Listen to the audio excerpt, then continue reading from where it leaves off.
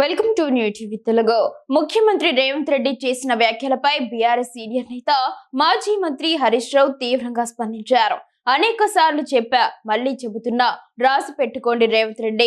ఎప్పటికైనా నా గుండెల్లో ఉండేది కేసీఆరే, నా చేతిలో ఉండేది గులాబీ జెండానే అని ఆయన స్పష్టం చేశారు. పంచాయతీ ఎన్నికల ఫలితాలతో సీఎం కు అసహనం పెరిగిపోయిందని, ఓటమి భయంతోనే తనకు కేటీఆర్ కు మధ్య విభేదాలు సృష్టించి బీఆర్ఎస్ ను బలహీనపరచాలని చూస్తున్నారని ఆరోపించారు.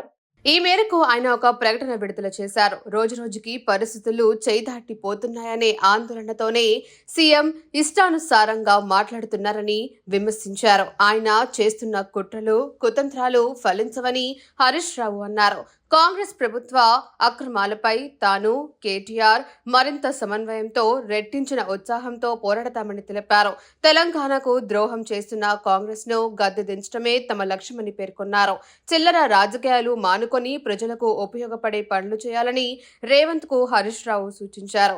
కాంగ్రెస్ అధికారంలోకి వచ్చాక ప్రజలకు కష్టాలు మొదలయ్యాయని, మెదక్ జిల్లా రైతులు యాసంగి పంట వెయ్యాలా వద్దా అనే గందరగోళంలో ఉన్నారని అన్నారు. బీఆర్ఎస్ హయాంలో బోర్లు వేయని రైతులు ఇప్పుడు అప్పులు చేసి బోర్లు వేస్తున్నారని ఆవేదన వ్యక్తం చేశారు. రాబోయే రోజుల్లో బీఆర్ఎస్ విజయపథంలో పయనించి కేసీఆర్ మళ్లీ ముఖ్యమంత్రి కావడం ఖాయమని హరీష్ రావు ధీమా వ్యక్తం చేశారు.